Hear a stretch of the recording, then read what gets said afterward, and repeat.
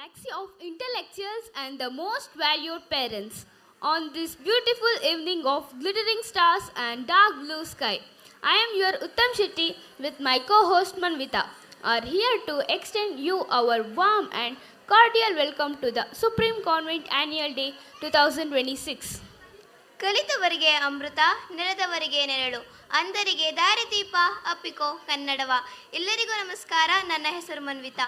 ಈ ದಿನ ನಮ್ಮ ಶಾಲಾ ವಾರ್ಷಿಕೋತ್ಸವ ಸಮಾರಂಭಕ್ಕೆ ಆಗಮಿಸಿರುವ ಎಲ್ಲರಿಗೂ ವಂದಿಸುತ್ತಾ ಈ ಸುಂದರ ಸಂಜೆಯಲ್ಲಿ ಕಾರ್ಯಕ್ರಮವನ್ನು ಪ್ರಾರಂಭಿಸೋಣ.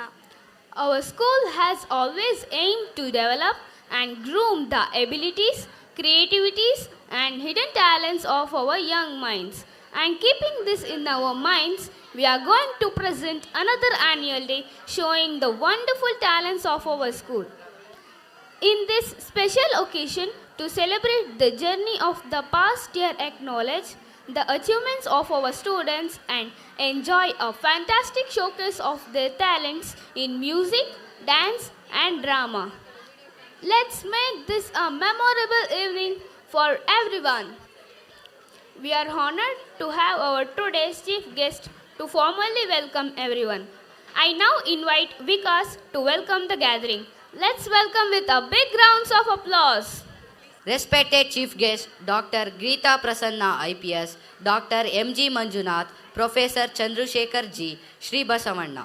Respected President K.P. Manjula Ma'am, Respected Academic Administrator Poonima Ma'am, Respected Secretary Akash Sir, Respected Headmistress Manjula B. Ma'am, Respected Teachers, dear parents and my dear friends. A very good evening to one and all present here. It gives me an immense pleasure and pride to extend a warm and cordial welcome to everyone gathered here on this joyous occasion of our annual day celebration. This day is truly special as it provides us an opportunity to reflect upon the achievements, growth and progress of our institution over the past year. On behalf of our school, I extend a warm welcome to our respected chief guest, Srimati Geeta Prasanna ma'am, and thank you for gracing our annual day celebration. Please clap.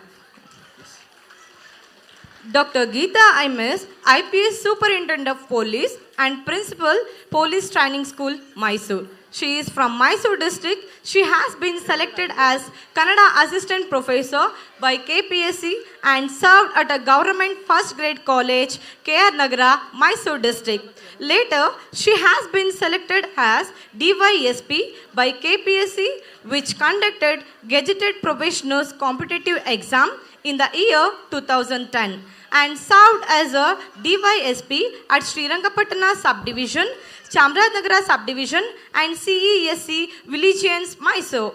In the year 2015, she got promoted as Superintendent of Police and served as SP and Principal PTS Tanisandra, Bangalore. In the year 2020, Dr. Geeta MS was transferred to Mysore City as DCP HQ Crime and Traffic, where implemented several traffic improvements, measures which will smoothen the traffic movements in the city and appreciated by the senior officers. In the year 2021, Dr. Geeta MS got promoted to IPS cadre. On Feb 1, 2023, transferred to Police Training School, Mysore, and served as a Superintendent of Police and Principal. In addition to her regular police duties, she has continued her interest in doing PhD and has undertaken research in Kannada language on the topic Mysore District Police Cultural Study at Karnataka State Open University, Mysore. Dr. Geeta MS IPS has an enthusiastic working style officer in all the units wherever she served in the different designations and got appreciated by the senior officer. Thank you, ma'am. I extend a warm welcome to our respected chief guest, Dr. M.G. Manjunath sir, whose presence had great value of this occasion. Welcome you, sir. Doctor MG. Manjunath ರವರು ಕುಲಸಚಿವರು, ಪರೀಕ್ಷಾಂಗ, ಗಂಗೂಬಾಯಿ ಹಾನಗಲ್ ಸಂಗೀತ ವಿಶ್ವವಿದ್ಯಾನಿಲಯ, ಮೈಸೂರು ವಿಶ್ವವಿದ್ಯಾಲಯದಲ್ಲಿ ಕನ್ನಡ ಪ್ರಾಧ್ಯಾಪಕರಾಗಿ ಸೇವೆ ಸಲ್ಲಿಸುತ್ತಿದ್ದಾರೆ. 2015ರಿಂದ 2020ರವರೆಗೆ ಮೈಸೂರು ವಿಶ್ವವಿದ್ಯಾಲಯದಲ್ಲಿ ಪ್ರಸಾರಾಂಗದ ನಿರ್ದೇಶಕರಾಗಿ, 2020ರಿಂದ 2022 ಕುವೆಂಪು ಕನ್ನಡ ಅಧ್ಯಯನ ಸಂಸ್ಥೆಯ ನಿರ್ದೇಶಕರಾಗಿದ್ದರು. ಕಲಾನಿಕಾಯದ dean ಆಗಿ ಸೇವೆ ಸಲ್ಲಿಸಿದ್ದಾರೆ. 45 ಪುಸ್ತಕ ಪ್ರಕಟವಾಗಿದೆ. ಇವರ ಮಾರ್ಗದರ್ಶನದಲ್ಲಿ 25 ವಿದ್ಯಾರ್ಥಿಗಳು PhD ಪದವಿ ಪಡೆದಿದ್ದಾರೆ. ಕರ್ನಾಟಕ ಇತಿಹಾಸ ಅಕಾಡೆಮಿಯ ಶಾಸನ ತಜ್ಞ, ಕರ್ನಾಟಕ ಸಾಹಿತ್ಯ ಅಕಾಡೆಮಿಯ ಸಾಹಿತ್ಯ ಶ್ರೀ ಪ್ರಶಸ್ತಿ, ಫರ್ಡಿನಾಂಡ್ ಕಿಟಲ್ ಪ್ರಶಸ್ತಿ ಪುರಸ್ಕೃತರು. Thank you sir. I extend a warm welcome to our respected chief guest, Professor Chandrasekhar Ji, sir, and thank you for gracing our annual day celebration. Welcome you, sir. ಶ್ರೀಯುತರಾದ ಚಿ ಚಂದ್ರಶೇಖರ್ ರವರು ಮೂಲತಃ ನಮ್ಮ ಮೈಸೂರಿನವರು. ಇವರು ವಿದ್ಯಾವರ್ಧಕ ಪ್ರಥಮ ದರ್ಜೆ ಕಾಲೇಜಿನಲ್ಲಿ 38 ವರ್ಷ ಹಾಗೂ JSS ಪದವಿ ಕಾಲೇಜಿನಲ್ಲಿ ಸಂದರ್ಶಕ ಪ್ರಾಧ್ಯಾಪಕರಾಗಿ ಕಾರ್ಯನಿರ್ವಹಿಸಿರುತ್ತಾರೆ. ಹಾಗೆಯೇ ಶ್ರೀಯುತರು ಪ್ರಸ್ತುತ ರಾಮಕೃಷ್ಣ ವಿದ್ಯಾ ಕೇಂದ್ರದಲ್ಲಿ ಕಾರ್ಯನಿರ್ವಾಹಕ ಅಧಿಕಾರಿಯಾಗಿ ಸೇವೆ ಸಲ್ಲಿಸುತ್ತಿದ್ದಾರೆ. ಮತ್ತು ಚಂದ್ರಶೇಖರ್ ಸರ್ ಅವರು ನಿಸರ್ಗ ಪೀಸ್ ಫೌಂಡೇಶನ್ ಧ್ಯಾನ ಕೇಂದ್ರದ ಸಂಸ್ಥಾಪಕರಾಗಿರುತ್ತಾರೆ. ಶ್ರೀಯುತರು ಸಾಹಿತ್ಯ ಕ್ಷೇತ್ರದಲ್ಲಿ ತಮ್ಮದೇ ಆದ ಕೊಡುಗೆಗಳನ್ನು ಸಲ್ಲಿಸಿರುತ್ತಾರೆ. ಇವರು 22 ಕೃತಿಗಳು ಹಾಗೂ 8 ಅನುವಾದಿತ ಕೃತಿಗಳನ್ನು ಬರೆದಿರುತ್ತಾರೆ ಹಾಗೂ ಸ್ವತಂತ್ರ ಕೃತಿಗಳನ್ನು ಸಹ ರಚಿಸಿರುತ್ತಾರೆ. ಇವರಿಗೆ 2017ರಲ್ಲಿ ಮಂಡ್ಯ ಜಿಲ್ಲಾ ರಾಜ್ಯೋತ್ಸವ ಪ್ರಶಸ್ತಿ ಮತ್ತು ಇಳಿವಯಸ್ಸಿನ ಹಾದಿಯಲ್ಲಿ ಕೃತಿಗೆ ಕರ್ನಾಟಕ ಸಂಘ ಕೊಡಮಾಡುವ ಸಿಂಗಾರಿಗೌಡ ಪುಸ್ತಕ ಪ್ರಶಸ್ತಿ ಲಭಿಸಿರುತ್ತದೆ. ಶ್ರೀಯುತರ ಕಿರುಪರಿಚಯ ಮಾಡಿಕೊಡುವ ಸೌಭಾಗ್ಯ ನನ್ನದಾಗಿದೆ. ಧನ್ಯವಾದಗಳು. Thank you sir. I extend a warm welcome to our respected chief guest, Sri Basavanna sir, and thank you for gracing our annual day celebration. Welcome you, sir. ಶ್ರೀಯುತ ಬಸವಣ್ಣನವರು ನಮ್ಮ ಶಾಲೆಯ ಹಿತೈಷಿಗಳಾಗಿದ್ದಾರೆ ಹಾಗೂ ನಮ್ಮ ಶಾಲೆಯ ಅಭಿವೃದ್ಧಿಗಾಗಿ ಸದಾ ನಮ್ಮೊಡನೆ ಕೈ ಜೋಡಿಸುತ್ತಾರೆ. ಹಾಗೆಯೇ ಸಾಮಾಜಿಕ ಕಾರ್ಯಗಳಲ್ಲಿ ತಮ್ಮದೇ ಆದ ಕೊಡುಗೆಗಳನ್ನು ಕೊಡುವುದರ ಮೂಲಕ ಸಾಮಾಜಿಕ ಕಳಕಳಿಗೆ ಪಾತ್ರರಾಗಿದ್ದಾರೆ. ಶ್ರೀಯುತರು ಸಾಮಾಜಿಕ ಕಾರ್ಯಗಳ ಜೊತೆ ಪರಿಸರ ಸಂರಕ್ಷಣೆಯನ್ನು ಮಾಡುತ್ತಾರೆ. ಪಾರ್ಕ್ ಸ್ವಚ್ಛತೆಯ ಜೊತೆಗೆ ಗಿಡವನ್ನು ನೆಡುವ ಮೂಲಕ ಪರಿಸರವನ್ನು ಬೆಳೆಸಿ ಪೋಷಿಸುತ್ತಾರೆ. ಶ್ರೀಯುತ ಬಸವಣ್ಣನವರು ನಮ್ಮೊಡನೆ ಇರುವುದು ಬಹಳ ಸಂತೋಷದಾಯಕವಾಗಿದೆ. Thank you sir. I respectfully welcome to our respected President KP Manjula ma'am for your constant guidance and support to our institution. Welcome you, ma'am. ಮಮತೆಯ ಮಾತೆಯಾಗಿ, ಮಕ್ಕಳಿಗೆ ಪ್ರೀತಿಯ ಮಾತಾಜಿಯಾಗಿ ನಮ್ಮ ಶಾಲೆಯ ಸಂಸ್ಥಾಪಕರಾದ ಶ್ರೀಮತಿ ಮಂಜುಳಾ ಮೇಡಮ್ ರವರು, ಶ್ರೀಯುತ KM ಪರಮೇಶ್ ರವರ ಮಗಳಾದ ಇವರು ಮೈಸೂರು ಯೂನಿವರ್ಸಿಟಿಯಲ್ಲಿ MA ಹಾಗೂ B.Ed ಪದವಿಯನ್ನು ಪಡೆದಿರುತ್ತಾರೆ. ನಮ್ಮ ಶಾಲೆಯ ಅಭಿವೃದ್ಧಿಗಾಗಿ ನಿರಂತರವಾಗಿ ಹಗಲಿರುಳು ಎನ್ನದೆ ತಮ್ಮ ಕಾಯಕವನ್ನು ನಮ್ಮ ಶಾಲೆಯಾದ ಸುಪ್ರೀಂ ಕಾನ್ವೆಂಟ್ ಹಾಗೂ ಇಂಡಿಯನ್ ಪಬ್ಲಿಕ್ ಶಾಲೆಯಲ್ಲಿ ನಿರ್ವಹಿಸಿರುತ್ತಾರೆ. ಇವರ ಶಿಸ್ತಿನ ಕಾರ್ಯವೈಖರಿ ಎಲ್ಲರಿಗೂ ಮಾರ್ಗದಾಯಕವಾಗಿರುತ್ತದೆ. Thank you ma'am. A cordial welcome to our respected academic administrator Purnima ma'am for your academic leadership and encouragement. Welcome you, ma'am. ನಗುವಿನ ಅಲೆಯಲ್ಲಿ ಬೆಳದಿಂಗಳಂತಿರುವ ನಮ್ಮ ಶಾಲೆಯ ನಿರ್ವಾಹಕರಾಗಿರುವ ಶ್ರೀಮತಿ ಪೂರ್ಣಿಮಾ ಮೇಡಮ್ ರವರು, ಇವರು ಶ್ರೀಯುತ ಗಿರಿಧರ್ ಹಾಗೂ ಮೀರಾ ದಂಪತಿಯ ಮಗಳಾಗಿದ್ದು ಮೈಸೂರು ಯೂನಿವರ್ಸಿಟಿಯಲ್ಲಿ MSc ಹಾಗೂ B.Ed ಪದವಿಯನ್ನು ಪಡೆದಿರುತ್ತಾರೆ. ಕಾಯಕವೇ ಕೈಲಾಸ ಎನ್ನುವಂತೆ ರಾಷ್ಟ್ರೀಯ ಹಾಗೂ ಅಂತಾರಾಷ್ಟ್ರೀಯ ಮಾನ್ಯತೆ ಪಡೆದ ಶಾಲೆಗಳಲ್ಲಿ ಕಾರ್ಯನಿರ್ವಹಿಸಿರುತ್ತಾರೆ. ಶ್ರೀಮತಿ ಪೂರ್ಣಿಮಾ ಮೇಡಮ್ ರವರಿಗೆ ಸುಮಾರು 25 ವರ್ಷದ ಬೋಧನಾ ಅನುಭವವನ್ನು ಹೊಂದಿರುತ್ತಾರೆ. Text book content developer, teacher trainer, abacus and Vedic maths ಹೀಗೆ 10 ಹಲವು ಕ್ಷೇತ್ರಗಳಲ್ಲಿ ತಮ್ಮನ್ನು ತೊಡಗಿಸಿಕೊಂಡಿದ್ದಾರೆ. Thank you ma'am. I extend a warm welcome to our respected secretary Akash sir for your vision and continued support. Welcome you, sir. It's our proud privilege to introduce our chief guest for today's auspicious occasion. Mr. Akash, our esteemed secretary, is a young and dynamic professional, just 25 years of age and distinguished MSc Physics graduate. Despite his young age, he has demonstrated exceptional leadership, discipline, and intellectual depth. Exceptional leadership, discipline, and intellectual depth, his strong academic foundation in physics reflects its analytical thinking, scientific temperament, and commitment to excellence. As a secretary, Mr. Akash has played a pivotal role in guiding initiative with a clarity and innovation and responsibility. His ability to blend modern scientific outlook with the ethical values make him a role model for our students and staffs alike. We are truly honored to have such a knowledgeable, energetic, and visionary personality as our chief guest today. His presence adds great value and inspiration to this occasion. Thank you, sir.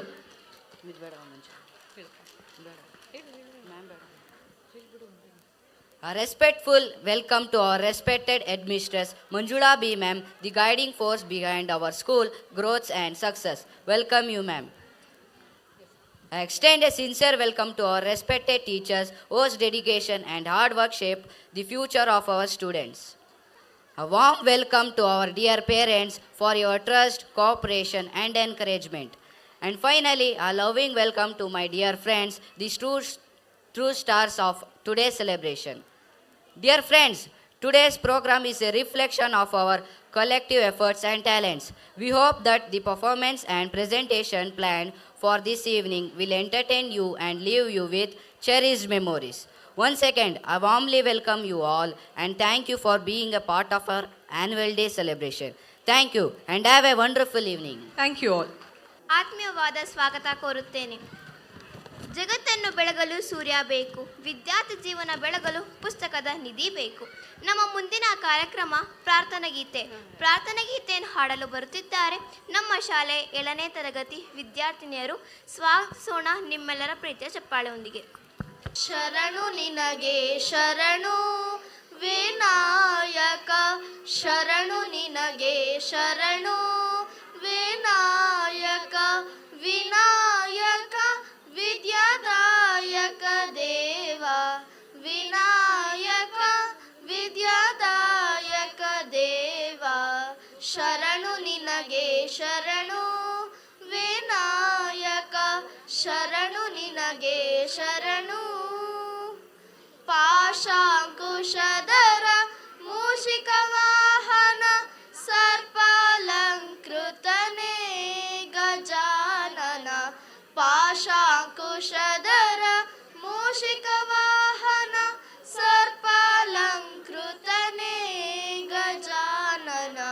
ಆದಿಪೂಜಿತ ನೀನು ವೇದ ವಂದಿತ ನೀನು, ಆದಿಪೂಜಿತ ನೀನು ವೇದ ವಂದಿತ ನೀನು, ಮೋದಕ ಪ್ರಿಯ ನೀನು ಗಣಾಧಿಪ. ಶರಣು ನಿನಗೆ ಶರಣು ವಿನಾಯಕ, ಶರಣು ನಿನಗೆ ಶರಣು. ಗಿರಿಜಾಸುತನಿಗೆ ಗರಿಕೆಯ ಸಲ್ಲಿಸುವೆ, ಪರಿಹರಿಸು ಪಾಪ ಗಣಾಧಿಪ. ಗಿರಿಜಾಸುತನಿಗೆ ಗರಿಕೆಯ ಸಲ್ಲಿಸುವೆ, ಪರಿಹರಿಸು ಪಾಪ ಗಣಾಧಿಪ.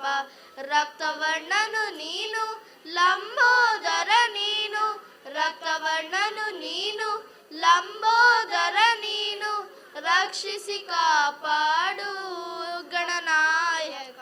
ಶರಣು ನಿನಗೆ ಶರಣು ವಿನಾಯಕ, ಶರಣು ನಿನಗೆ ಶರಣು ವಿನಾಯಕ, ವಿನಾಯಕ ವಿದ್ಯಾದಾಯಕ ದೇವ, ವಿನಾಯಕ ವಿದ್ಯಾದಾಯಕ ದೇವ.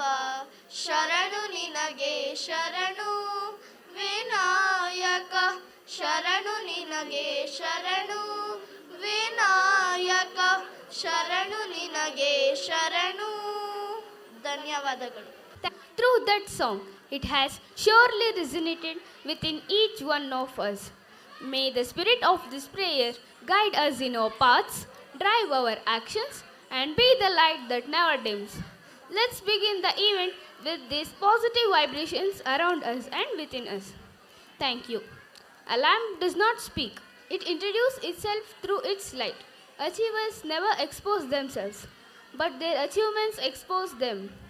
Now we will have our traditional auspicious lamp lighting ceremony as a tribute to Mother Saraswati, the goddess of knowledge. This is a symbolic movement that signifies the dispelling of darkness and igniting of thought and enlightenment. It's our honor to invite our dignitaries to light the lamp. We deeply appreciate their presence, marking the auspicious beginning of our proceeding today. Please, sir, please, madam. शुभं कुरुत्वं कल्याणम् आरोग्यं धनसम्पदः शत्रुबुद्धिविनाशाय दीपज्योतिर्नमोऽस्तुते दीपज्योतिर्नमोऽस्तुते दीपज्योतिर्परब्रह्म दीपज्योतिर्जनार्दनः दीपज्योतिर्परब्रह्म दीपज्योतिर्जनार्दनः दीपो हरतु मे पापम् सन्ध्यादीपनमोऽस्तुते ओ दीपब्रह्मरूपस्त्वम् ज्योतिषां प्रभुरव्ययः ओ दीपब्रह्मरूपस्त्वम् ज्योतिषां प्रभुरव्ययः आरोग्यं देहि पुत्रांश्च मतिं स्वच्छामि मे सदा रवेरस्तं समारभ्य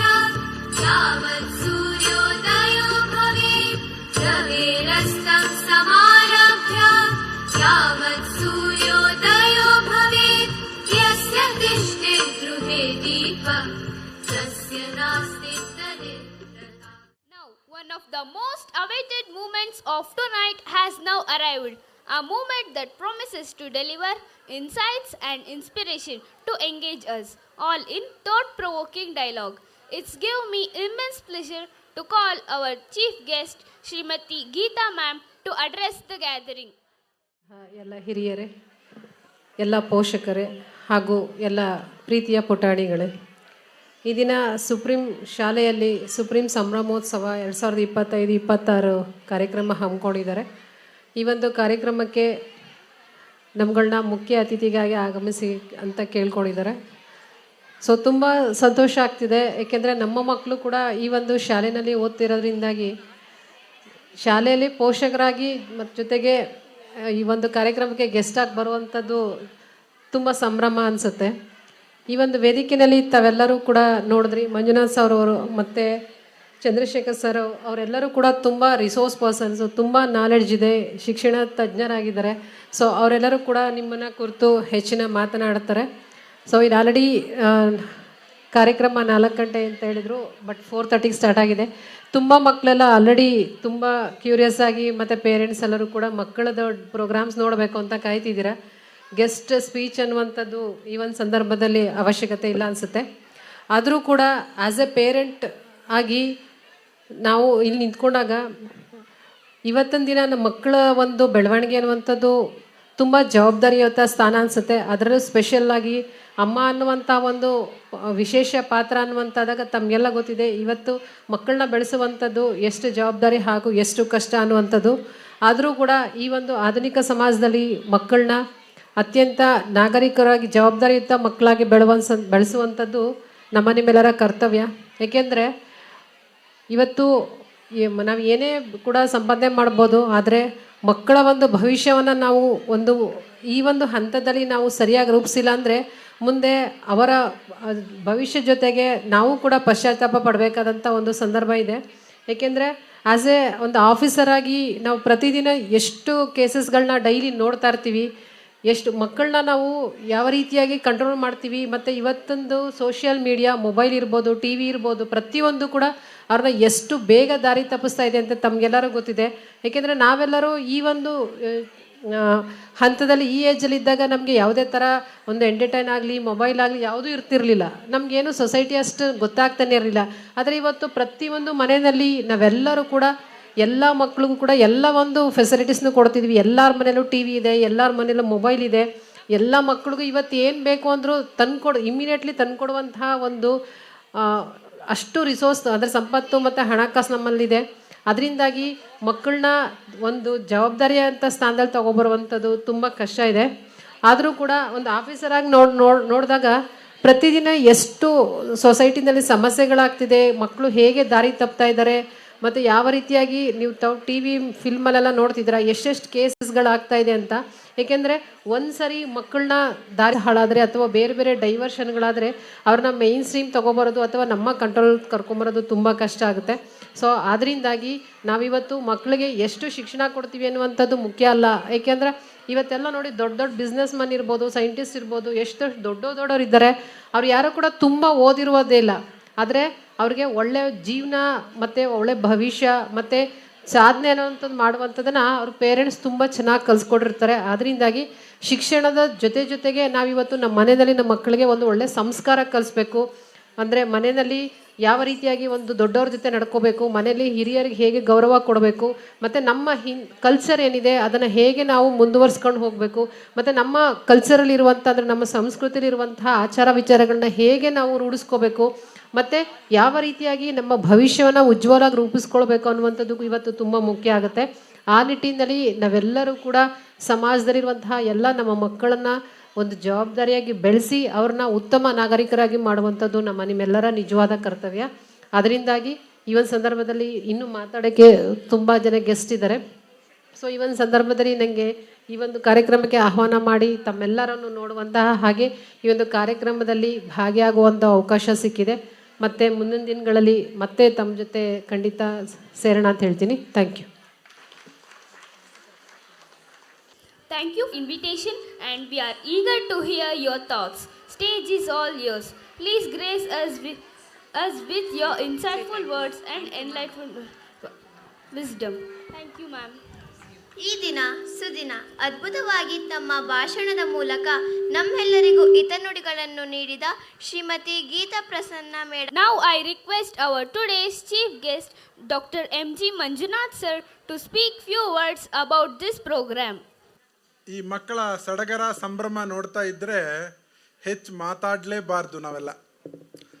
ಅವರು ತಾವು ಕಲ್ತಿರುವ ಕಲೆಯನ್ನು ಪ್ರದರ್ಶನ ಮಾಡೋದಕ್ಕೋಸ್ಕರ ತುಂಬ ಉತ್ಸಾಹದಿಂದ ಇದ್ದಾರೆ.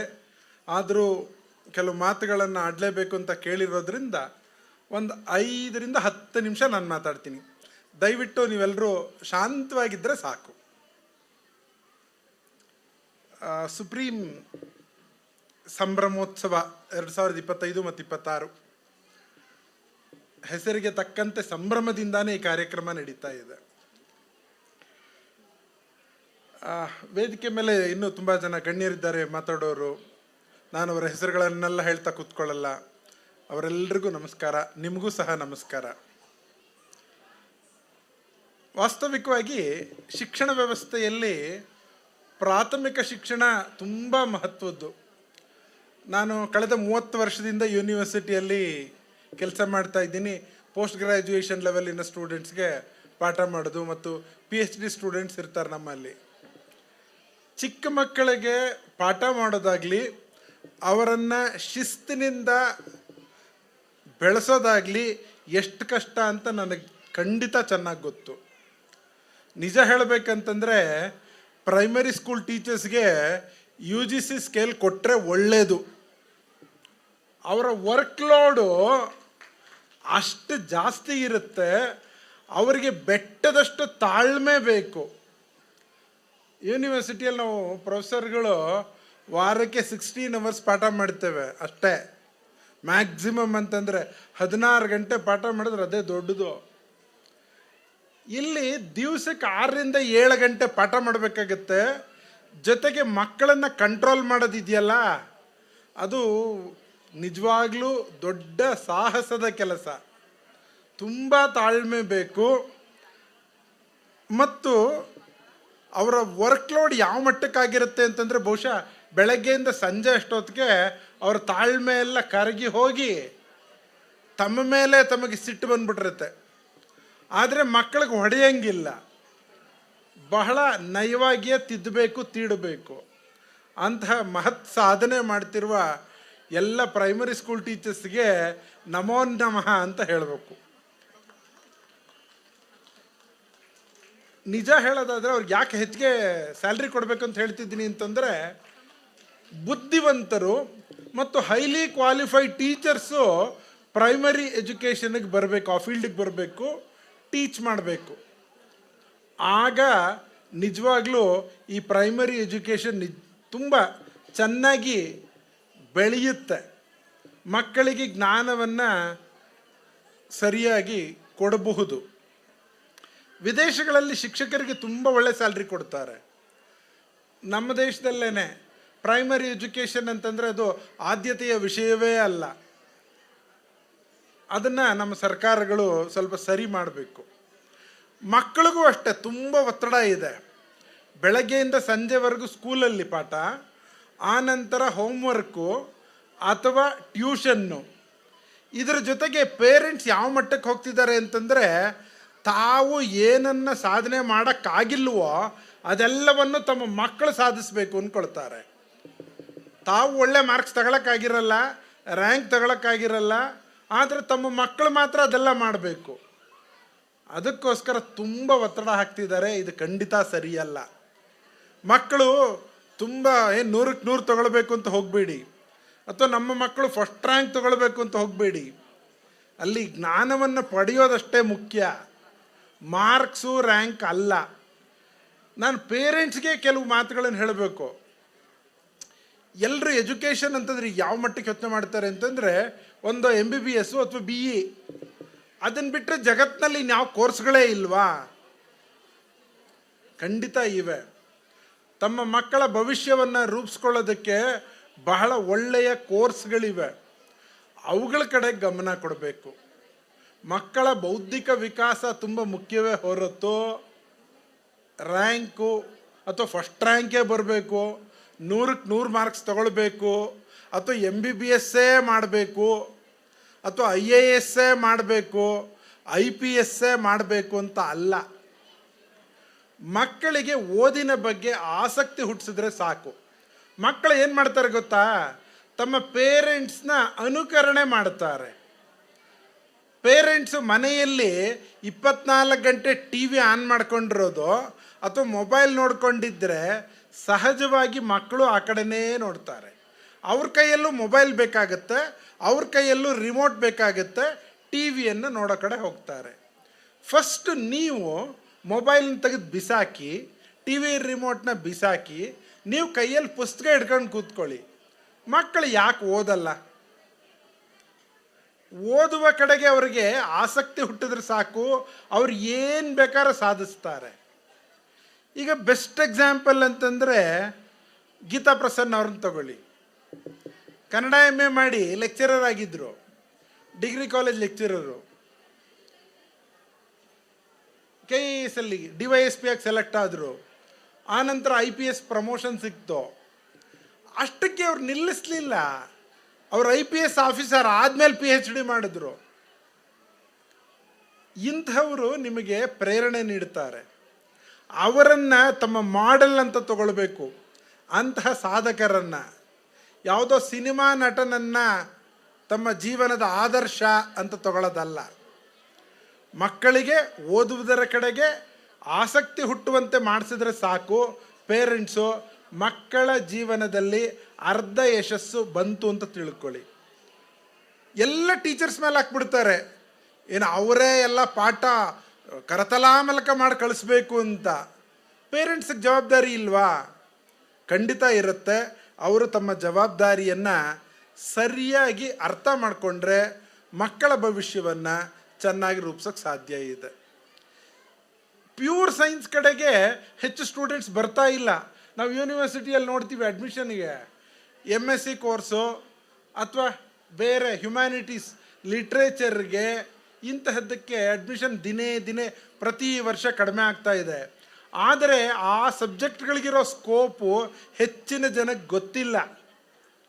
ಬರೀ ಈ ಕೋರ್ಸ್ಗಳು ಮಾತ್ರ ಅಲ್ಲ, ನಮ್ಮ ಸಂಗೀತ ವಿಶ್ವವಿದ್ಯಾಲಯದ ಕೋರ್ಸ್ಗಳನ್ನೇ ತಗೊಳ್ಳೋಣ. ನಮ್ಮಲ್ಲಿ ಸ್ಪೆಷಲ್ ಎಕ್ಸಾಮ್ಸ್ ಅಂತ ನಡೆಸ್ತೀವಿ.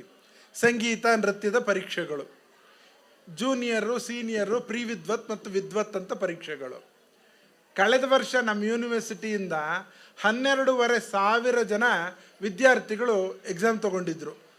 ಈ ಸ್ಪೆಷಲ್ ಎಕ್ಸಾಮ್ಸನ್ನು ಕೇವಲ 10 ವಯಸ್ಸಿನ ಮಕ್ಕಳು ಭರತನಾಟ್ಯ ಅಥವಾ ಸಂಗೀತದ ಜೂನಿಯರ್ ಪರೀಕ್ಷೆಗಳನ್ನು ತಗೊಳ್ಬಹುದು. ಅವ್ರು ಪಾಸ್ ಆದಮೇಲೆ ಸರ್ಟಿಫಿಕೇಟ್ ಕೊಡೋದು ನಮ್ಮ ಯೂನಿವರ್ಸಿಟಿ ಕೊಡುತ್ತೆ. ಅಷ್ಟು ಚಿಕ್ಕ ವಯಸ್ಸಿನ ಮಕ್ಕಳಿಗೆ ಯಾವ ಯೂನಿವರ್ಸಿಟಿಯೂ ಸರ್ಟಿಫಿಕೇಟ್ ಕೊಡಲ್ಲ, ಆದರೆ ನಮ್ಮ ಯೂನಿವರ್ಸಿಟಿ ಕೊಡುತ್ತೆ. ಅದಕ್ಕಿರುವ ಸ್ಕೋಪ್ ಎಷ್ಟು ಅಂತ ನಿಮಗೆ ಗೊತ್ತಿಲ್ಲ. ನನಗೂ ಗೊತ್ತಿರಲಿಲ್ಲ ಅಂತ ಇಟ್ಕೊಳ್ಳಿ. ನಾನು ಸಂಗೀತ ವಿಶ್ವವಿದ್ಯಾಲಯಕ್ಕೆ ರಿಜಿಸ್ಟ್ರಾರಾಗಿ ಬಂದಮೇಲೆ ಗೊತ್ತಾಗಿದ್ದು. ಕಳೆದ ವರ್ಷ 8,000 ಜನ ಭರತನಾಟ್ಯ ಪರೀಕ್ಷೆ ತಗೊಂಡಿದ್ರು ನಮ್ಮ ಯೂನಿವರ್ಸಿಟಿಯಲ್ಲಿ. ಸಂಗೀತ ಅಥವಾ ಭರತನಾಟ್ಯ ಪರೀಕ್ಷೆಗಳಲ್ಲಿ ನೀವು ತೇರ್ಗಡೆಯಾದರೆ, ವಿದ್ವತ್ತಂತಹದ್ದನ್ನು ಪಾಸ್ ಮಾಡಿಕೊಂಡ್ರೆ ನಿಮಗೆ ಯಾವ ಸರ್ಕಾರಿ ನೌಕರಿಯ ಅಗತ್ಯವೇ ಇಲ್ಲ. ನಿಮಗೆ ಗೊತ್ತಿದೆಯೋ ಇಲ್ಲೋ ನನಗಂತೂ ಗೊತ್ತಿಲ್ಲ. ಭರತನಾಟ್ಯವನ್ನು ಹೇಳ್ಕೊಡ್ತಿರುವಂತಹ ಟೀಚರ್ಸು ಮನೆಯಲ್ಲಿ ಖಾಸಗಿಯಾಗಿ ಹೇಳ್ಕೊಡ್ತಾರಲ್ಲ, ಪ್ರತಿ ವರ್ಷ ಹೊಸ ಕಾರ್ ಯಾವ್ದು ಬಂದಿದೆಯೋ ಹೊಸ ಮಾಡೆಲ್ ಕಾರ್ನ ತಗೊಳ್ತಾರೆ. ಪ್ರತಿ ವರ್ಷ ಒಂದು ಹೊಸ ಕಾರ್ ಬದಲಾಯಿಸ್ತಾರೆ. ಇನ್ಯಾವ ಪ್ರೊಫೆಷನ್ನವರು ಇಷ್ಟು ರಿಚ್ ಆಗಂತೂ ಇಲ್ಲ ನನಗೆ ಗೊತ್ತಿರೋ ಹಾಗೆ. ಡಾಕ್ಟ್ರುಗಳು ಅಷ್ಟೊಂದು ಪ್ರತಿ ವರ್ಷ ಹೊಸ ಕಾರ್ ತಗೊಳ್ತಾರೋ ಇಲ್ಲೋ ಗೊತ್ತಿಲ್ಲ, ಆದರೆ ಡ್ಯಾನ್ಸ್ ಟೀಚರ್ಸು ಅಥವಾ ಮ್ಯೂಸಿಕ್ ಟೀಚರ್ಸು ಆ ಕೆಲಸ ಮಾಡ್ತಾ ಇದ್ದಾರೆ. ಅಂತಹ ಕಲೆಗಳ ಕ್ಷೇತ್ರಕ್ಕೂ ತುಂಬ ಮಹತ್ವ ಇದೆ, ಬಹಳ ದೊಡ್ಡ ಸ್ಕೋಪ್ ಇದೆ. ಪೇರೆಂಟ್ಸು ತಮ್ಮ ಮಕ್ಕಳನ್ನು ಅಂತಹ ಲಲಿತ ಕಲೆಗಳನ್ನು ಕಲಿಸೋ ಕಡೆನೂ ಸ್ವಲ್ಪ ಗಮನ ಕೊಟ್ಟರೆ ತಮ್ಮ ಭವಿಷ್ಯವನ್ನು, ಖಂಡಿತ ಮಕ್ಕಳ ಭವಿಷ್ಯವನ್ನು ರೂಪಿಸೋಕ್ಕೆ ಸಾಧ್ಯ ಇದೆ. ದಯವಿಟ್ಟು ಪೇರೆಂಟ್ಸ್ ಆ ಕಡೆ ಸ್ವಲ್ಪ ಯೋಚನೆ ಮಾಡಿ. ಬರೀ MBBS BE ಅಲ್ಲ, ಕಳೆದ ವರ್ಷ ಸುಮಾರು ಒಂದು 25,000 BE ಕೋರ್ಸಿನ ಸೀಟ್ಗಳು ಖಾಲಿ ಉಳ್ಕೊಂಡ್ವು. ಕರ್ನಾಟಕ ಪರೀಕ್ಷಾ ಪ್ರಾಧಿಕಾರದಿಂದ ಅಡ್ಮಿಷನ್ ಆಗ್ತಿದೆಯಲ್ಲ, ಹೆಚ್ಚು ಕಡಿಮೆ 50,000 ಜನ BE ಗ್ರ್ಯಾಜುಯೇಟ್ಸ್ ಪ್ರತಿ ವರ್ಷ ಬರ್ತಿರೋದು ಕೋರ್ಸನ್ನು ಮುಗಿಸಿ. ಅವ್ರಿಗೆಲ್ಲ ಉದ್ಯೋಗ ಎಲ್ಲಿ ಸಿಗ್ತಾ ಇದೆ? ತುಂಬ ಕಡಿಮೆ ಸಂಬಳಗಳಿಗೆ ಅವ್ರ ಕೆಲಸಕ್ಕೆ ಸೇರ್ಕೊಳ್ತಿದ್ದಾರೆ. ಯಾವ ಮಟ್ಟಕ್ಕೆ ದುರಂತ ಆಗಿದೆ ಅಂತಂದರೆ, ಅವ್ರಿಗೆ ಎಂಜಿನಿಯರ್ ಕೆಲಸ ಸಿಕ್ಕಲ್ಲ, ಕ್ಲರ್ಕ್ ಕೆಲಸಕ್ಕೆ ಹೋಗೋಕ್ಕಾಗಲ್ಲ, ಅಂಥದ್ದಾಗ್ತಾ ಇದೆ. ಆದ್ದರಿಂದ ಪೇರೆಂಟ್ಸು ತಮ್ಮ ಮಕ್ಕಳ ಎಜುಕೇಷನ್ ಬಗ್ಗೆ ಯೋಚನೆ ಮಾಡಬೇಕಾದ್ರೆ ಬೇರೆ ರೀತಿಯ ಕೋರ್ಸ್ಗಳ ಕಡೆ ಗಮನ ಕೊಡಿ. ಮಕ್ಕಳ ಮೇಲೆ ಒತ್ತಡ ಹಾಕಬೇಡಿ ಹೆಚ್ಚು. IAS ಮಾಡಬೇಕು ಅಂದ್ಬಿಟ್ಟು IAS ಕೋಚಿಂಗ್ ಸೆಂಟರ್ನಲ್ಲಿ ಸೂಸೈಡ್ ಮಾಡ್ಕೊಂಡ್ರೆ ಕೆಲವರು ಸ್ಟೂಡೆಂಟ್ಸು. ತಮ್ಮ ಕೈಲಿ ಆಗ್ತಾ ಇಲ್ಲ, ಆದರೂ ಪೇರೆಂಟ್ಸ್ ಒತ್ತಡ ಹಾಕ್ತಿದ್ದಾರೆ ಅಂತ. ಆ ರೀತಿ ಸೂಸೈಡ್ ಮಾಡ್ಕೊಳ್ಳೋದು ತಪ್ಪು. ಅದಕ್ಕಿಂತ ಹೆಚ್ಚಿಗೆ ಮಕ್ಕಳ ಮೇಲೆ ಅಷ್ಟೊಂದು ಒತ್ತಡ ಹಾಕೋದು ಇನ್ನೂ ದೊಡ್ಡ ತಪ್ಪು. ಅವ್ರನ್ನ ಸ್ವಲ್ಪ ಫ್ರೀಯಾಗಿ ಬಿಡಿ. ಅವ್ರಿಗೆ ಇಷ್ಟ ಬಂದ ಕೋರ್ಸನ್ನು ಆಯ್ಕೆ ಮಾಡಿಕೊಳ್ಳಿ. ಪ್ರಪಂಚ ವಿಶಾಲವಾಗಿದೆ. ಬದುಕೋದಕ್ಕೆ, ಒಳ್ಳೆ ರೀತಿಯಲ್ಲಿ ಬದುಕೋದಕ್ಕೆ ಬೇಕಾದಷ್ಟು ಕೋರ್ಸ್ಗಳಿವೆ. ಅವುಗಳ ಕಡೆಗೂ ಸ್ವಲ್ಪ ಗಮನ ಕೊಡಿ. ನಿಮ್ಮ ಮಕ್ಕಳ ಭವಿಷ್ಯ ಉಜ್ವಲ ಆಗ್ತದೆ. ಮಕ್ಕಳ ಬೆಳವಣಿಗೆಯನ್ನು, ಅಂದರೆ ಬೌದ್ಧಿಕ ಬೆಳವಣಿಗೆ ಯಾವ ಮಟ್ಟಕ್ಕೆ, ಅವರ IQ ಚೆನ್ನಾಗಾಗಬೇಕು, ಕರೆಂಟ್ ಅಫೇರ್ಸ್ ಬಗ್ಗೆ ಅವ್ರಿಗೆ ನಾಲೆಡ್ಜ್ ಇರಬೇಕು, ಜನರಲ್ ನಾಲೆಡ್ಜ್ ಸ್ವಲ್ಪ ಚೆನ್ನಾಗಿ ಗೊತ್ತಿರಬೇಕು. ಆ ರೀತಿ ಅವರು ಬೆಳೆಯೋ ಹಾಗೆ ನೋಡ್ಕೊಳ್ಳಿ. ನ್ಯೂಸ್ ಪೇಪರ್ ಓದೋದನ್ನು ಕಲಿಸಿ. ನೀವೇ ಪೇಪರ್ ಓದಿದ್ರೆ ನಿಮ್ಮ ಮಕ್ಕಳೆಲ್ಲ ಓದ್ತಾರೆ ಪೇಪರು. ನೀವೇ ಪುಸ್ತಕಗಳನ್ನು ಓದಿದ್ರೆ ನಿಮ್ಮ ಮಕ್ಕಳು ಖಂಡಿತ ಓದಲ್ಲ. ಮೊಬೈಲು ಬಿಸಾಕಿ, TV ರಿಮೋಟು ಬಿಸಾಕಿ. ಮಕ್ಕಳು ಆಟೋಮ್ಯಾಟಿಕ್ಕಾಗಿ ಓದೋದ್ರ ಕಡೆ ಗಮನ ಕೊಡ್ತಾರೆ. ಅವರ ಬೌದ್ಧಿಕ ಬೆಳವಣಿಗೆಯನ್ನು ನೋಡಿ ಸಂತೋಷ ಪಡಿ. ಅವರು ಕ್ರೀಡೆಗಳಲ್ಲಿ ಪಾಲ್ಗೊಳ್ತಿದ್ರೆ ಅದನ್ನು ಎನ್ಕರೇಜ್ ಮಾಡಿ. ಅಥವಾ ಈ ಭರತನಾಟ್ಯ, ಸಂಗೀತ ಇಂಥ ಕಲೆಗಳ ಕಡೆಗೆ ಅವರು ಮನಸ್ಸು ಕೊಟ್ಟರೆ ಅದನ್ನು ಕಲಿಸಿ. ಅದರ ಮೂಲಕ ಮಕ್ಕಳ ಸರ್ವತೋಮುಖ ಬೆಳವಣಿಗೆ ಆಗ್ತದೆ. ಇಷ್ಟು ಹೇಳಿ ನನ್ನನ್ನು ಈ ಕಾರ್ಯಕ್ರಮಕ್ಕೆ ಕರೆಸಿ ನನ್ನ ಕೆಲವು ಅಭಿಪ್ರಾಯಗಳನ್ನು ನಿಮ್ಮ ಜೊತೆ ಹಂಚ್ಕೊಳ್ಳೋಕ್ಕೆ ಅವಕಾಶ ಕಲ್ಪಿಸಿಕೊಟ್ಟ ಎಲ್ರಿಗೂ ಧನ್ಯವಾದಗಳನ್ನು ಅರ್ಪಿಸ್ತೀನಿ. ನನ್ನ ಮಾತುಗಳನ್ನು ಶಾಂತವಾಗಿ ಕೇಳಿದ ನಿಮಗೂ ಸಹ ಧನ್ಯವಾದಗಳು. ನಮಸ್ಕಾರ. ಇಂಜಿನಿಯರ್ಸ್ ಡಾಕ್ಟರ್ಸ್ಗೆ ಪ್ರಾಮುಖ್ಯತೆ ಕೊಡದೆ ಲಲಿತ ಕಲೆಗಳ ಬಗ್ಗೆ ಆಸಕ್ತಿ ವಹಿಸಿ ಎಂದು ಪೋಷಕರಿಗೆ ಕಿವಿಮಾತು ಹೇಳಿದ ಶ್ರೀಯುತ ಮಂಜುನಾಥ್ ಸರ್ ಅವರಿಗೆ ಧನ್ಯವಾದಗಳು.